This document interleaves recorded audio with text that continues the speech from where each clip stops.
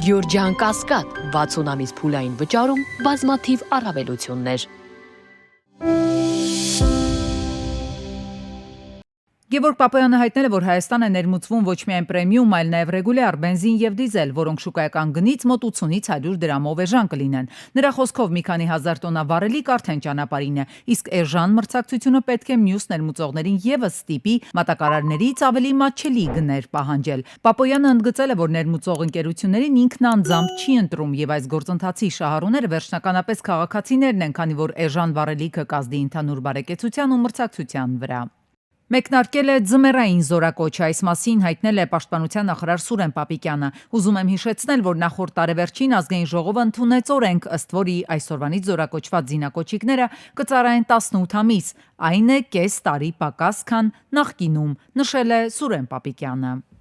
Ամենայն հայոց կաթողիկոսը Սուրբ Ծննդյան պատարագի ընթացքում հայտարարել է, որ Քրիստոսի ուղուց շեղումը բերում է անարդարության, արժեքների խաթարման եւ հասարակական կյանքում խորացող պառակտումների։ Նա ընդգծել է, որ հասարակությունում թուլանում են վստահությունն ու փոխադարձ արգանքը, իսկ խոսքի ազատությունը հաճախ վերածվում է անհանդուրժողականության։ Կաթողիկոսը նշել է նաեւ, որ եկեղեցին այսօր ենթարկվում է ճնշումների, սակայն մնում է ամուր ու հավատարիմ իր առաքելությանը, հիշեցնելով, որ հայ առաքելական եկեղեցին պատմության ընթացքում հաղթահարել է բազմաթիվ փորձություններ եւ իր ուժը գտնում է Քրիստոսի հավատարմության մեջ։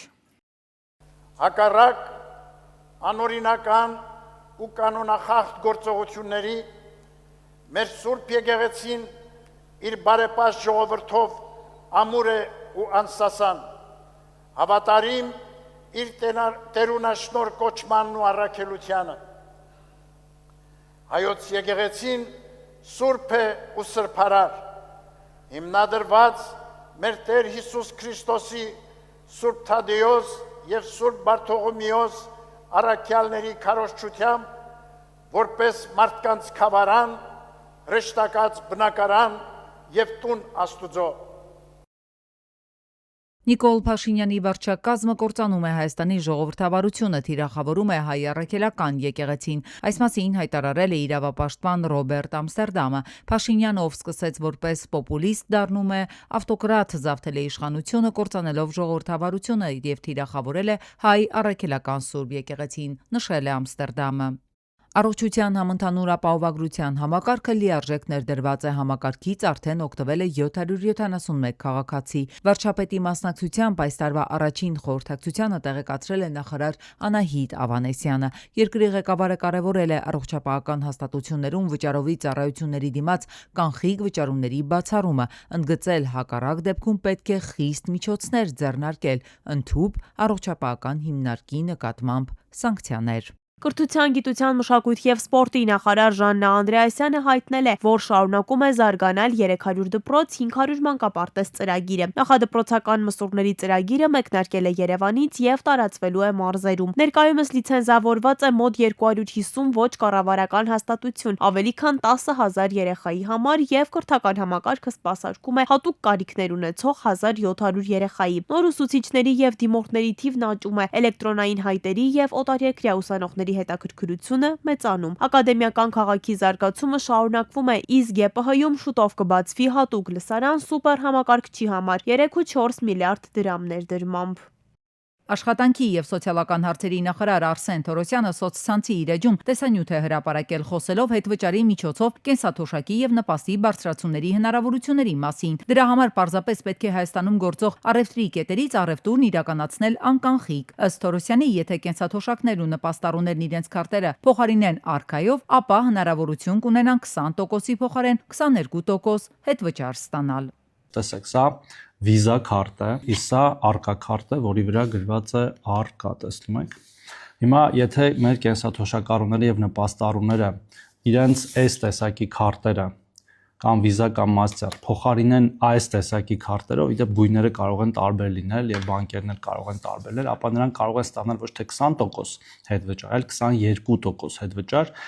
Իսկ 2%-ի մասով սահմանափակումները արդեն ավելի մեծ են, մինչև 60,000 դրամի շրջանակներում կարող է տատանվել ամսական հետվճարի չափը։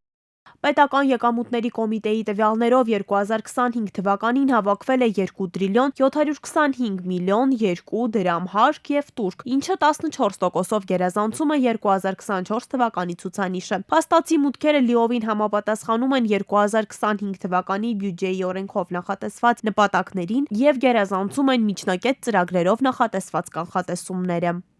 Բնապահպանության եւ ընդերքի տեսչական մարմինը Կովկասի բնության հիմնադրամից ստացել է անօդաչու թռչող սարք, ջերմատեսիլ եւ բարձր լուծաչափով տեսախցիկներով, որը հեշտացնում է ապօրինի գործունեության վերահսկողությունը, տվյալների ճշգրիտ հավաքագրումն ու դժվարամատչելի տարածքների մշտադիտարկումը։ Սարքերի կիրառումը վերջին 3 տարում մեծացրել է բնապահպանական վերահսկողության արդյունավետությունը եւ նվազեցրել մարդկային ու ժամանակակից ռեսուրսների ծախսերը։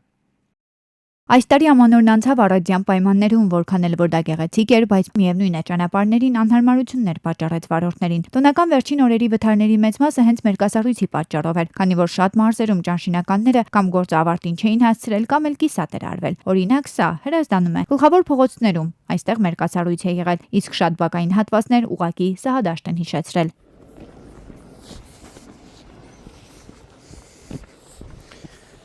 Ես որտե տեղ ասֆալտ է երևում, էդի արևից է բան եղել։ Նայ ոնց ասող տալու։ Աղու ավազով մշակվել է, սակայն հիմա Հրազդանի այս տարածքում ճիշտ է մաքրվել է ձյունը, սակայն լավ կլիներ, որպեսզի աղու ավազ լցվեր, ինչը ավելի անվտանգ կդառնար, ավելի ապահով կլիներ։ Հիմա տեսնում եք ճանապարհը լրիվ սառած է։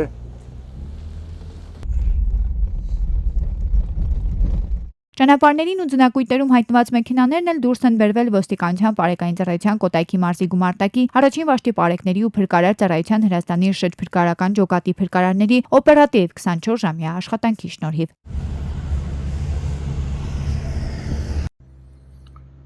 Հունվարի 5-ն է, գտնվում են Կոտայքի մարզի Հրազդան քաղաքի Զորավար Անդրանիկ պողոտայում, որտեղ մի քանի կիլոմետրանոց պողոտա, ճիշտ է, ձյան շերտից մաքրվել է, սակայն ցանկալի է, որպեսզի ճանապարհը մշակվի աղու ավազով։ Հիմա տեսնում եք ամբողջ ճանապարհը մերկասառույց է։ Սա էլ նոր հաճախ խոշորացված համայնքին նոր գեղի համար 1 միջնակարգ դպրոց տանող ճանապարհն է։ Ու քանի որ դասերն արդենից մեկնարկել են, երեխաներից մեծ ուժ է պահանջվում հավասարակշռությունը պահելու, չսայթակելու համար։ Աշխատանքներ չի կատարվել ճանապարհը մերկասառույցից մաքրելու ուղղությամբ։ Դպրոցում էլ իդեպ ասում են բավականին շատ երեխաներ են սովորում։ Ու որպեսզի երեխաներն ու ուսուցիչները խուսափեն կոտրվածքներից, ճանապարհը շտապ աղու ավազով մշակելու անհրաժեշտություն կա։ Մաքրած է դպրոցի մուտքը, բայց դպրոցի ճանապարհը լրիվ մերկասառույց է։ Փոխարենը տոնական օրերին անտեսելով Սաստիկ բուքը Շիրակի մարզում են հսկայածավալ աշխատանք կատարել։ Բարեկային ծառայության Շիրակի մարզի գումարտակի պարեկները գործակցելով փրկարարծառայության Շիրակի մարզի փրկարարական վարչության եւ Գյումրիի Ամասիայի Աշոցքի Արթիկի Անիի Մարալիկի շրջփրկարարական ջոկատների հետ ծնաբքից 60-ից ավելի մեքենա են դուրս բերել։ Լավ է, որ յուղամիջյան ճանապարհներն էլ մաքրվում։ Հեսա լավ բացում են։ Ճանշինականները հատուկ տեխնիկաներով են աշխատել Գյումրի Ամասիա եւ Արեգնադեմ գյուղամիջյան ճանապարհին, որպեսզի երթևեկությունը գործի անխափան։ Պարեկները նաեւ ստուգել են մեքենաների անվադողերը։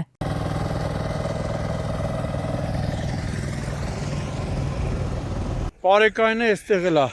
Արեգնադեմում էլ է ծառայություն կատարում։ Հունվարի 6-ն է, աշտարակը տեսեք լրիվ, ճանապարհները մաքրած։ Աշտարակ քաղաքում տնական օրերին նույնպես արագ են գործել։ Այստեղ մաքրվել են ոչ միայն ճանապարհները, այլ նաև մայթերը, մշակվել աղու ավազով։ Բաց անցանելի, չորը դաժարացվել։ Հունվարի 4-ին արտակարգ դեպք է տեղի ունեցել Կոտայքի մարզում։ Աբովյան քաղաքում Սարալանջի փողոցում գործող գազալցակայանում գազի արտահոսք է տեղի ունեցել։ Աշխատակիցը կամ վառած ծխախոտով է ներս մտել կամ տեղում է վառել, ինչից հետո պայթյուն բռնկում է տեղի ունեցել։ Օպերատիվորեն ժամանած Աբովյան բժշկական կենտրոնի շտապօգնության բժիշկների հերթապահ խումբը աշխատակցին, ով հերթափոխի պետ Կոտայքի մարզի բնակիչ 39-ամյա Սաղաթելն է, տեղափոխել է Երևանի այրվածքաբանության ազգային կենտրոն։ Օպերատիվ են գործել Աբովյանի շրջփրկարարական ջոկատի փրկարարները, ոստիկանության բարեկային ծառայության Կոտայքի մարզի գումարտակի 2-րդ վաշտի առաջին դասակի պարեկները։ Ներսում այրվել է առաստաղների պաստառների մի մասը, ինչպես նաև վնասվել են գույքը, կահույքը եւ այլ իրեր։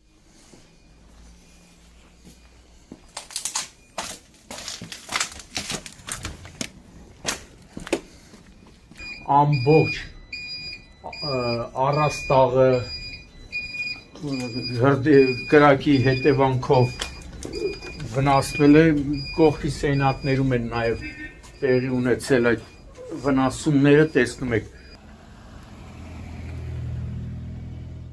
Ընդհանուր առմամբ տոնական օրերին վթարների մեծ մասը տեղի է ունեցել մերկասառույցի պատճառով։ Որոշ ճանապարհներ, ճանշինականներն այդպես էլ աղ ու ավազով չէին մշակել։ Օրինակ հունվարի 3-ին մերկասառույցի պատճառով Երևան-Մեղրի ճանապարհին բախվել են 32-ամյա Գարեգինի ջիպը եւ 41-ամյա Կարենի Toyota Camry-ն։ 9 հոգի վնասվածքներով տեղափոխվել են Վայոց ձոր բժշկական կենտրոն։ Օպերատիվ են գործել փրկարարծառայության Եղեգնաձորի շրջփրկարարական ջոկատի փրկարարները, ոստիկանության բարեկային ծառայության Վայոց ձորի մարզի գումարտակի առաջին վաշտի պարեկները։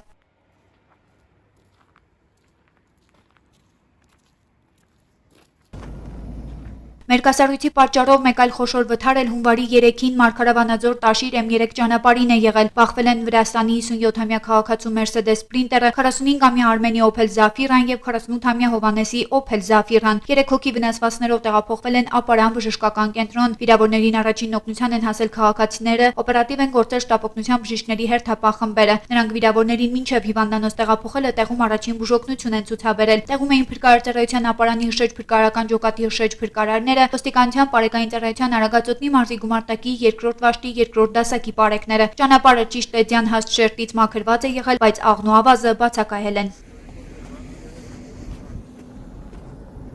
Ճանապարհը ճիշտ է, ձնից հեռացված է եղել, ձունը հեռացրել են հավանաբար տրակտորով, սակայն լավ կլիներ, որպեսզի ճանապարհը սպասարկող ընկերությունը ճանշինը աղ ու ավազով մշակեր, լցեին աղ ու ավազ։ Դարձյալ հունվարի 3-ին 33-ամյա Արմենը Opel Zafira-ով դուրս է եկել երթևեկելի գոտուց, հայտնվել ձնակույտի մեջ։ Տեղում էին փրկարարծառայության Ապարանի շրջփրկարարական ջոկատի շրջփրկարարները, ոստիկանության բարեկային ծառայության Արագածոտնի մարզի գումարտակի 2-րդ վաշտի 2-րդ դասակի պարեկները։ Նրանք օգնել են վարորդին մեքենան հանել։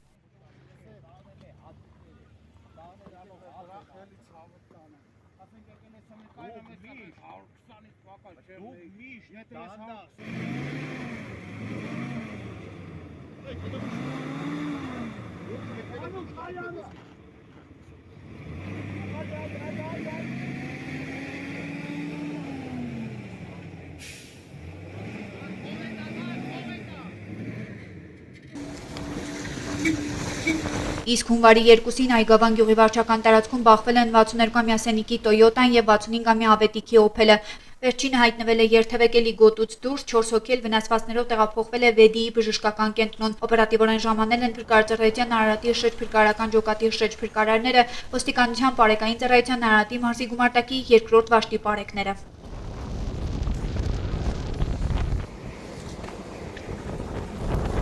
Նշված հատվածում հաճախակ է տեղի ունենում ճանապարհատրանսպորտային պատահարներ, այդ թվում ցավոք ողբերգական, այդ թվում բազմաթիվ վիրավորներով։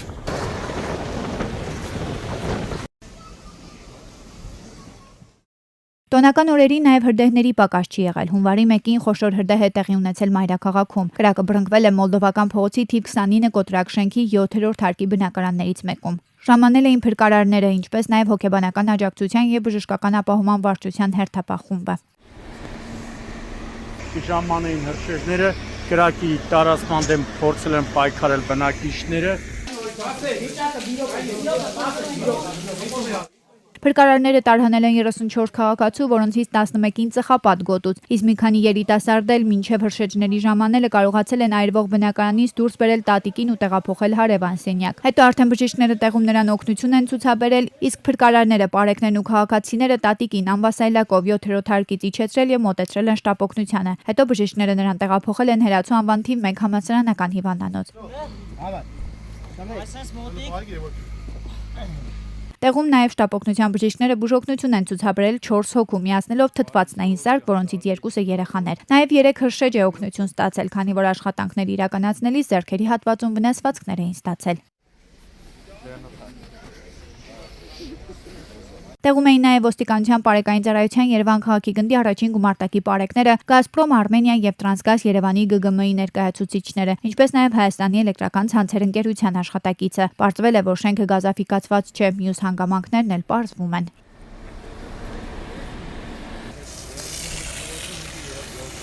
Իսկ դեկտեմբերի 31-ին Նորարեշ 35 փողոցում գործող Հայաստանի էլեկտրական ցանցեր ընկերությանը պատկանող էլեկտրաենթակայանում է հրդեհ բռնկվել։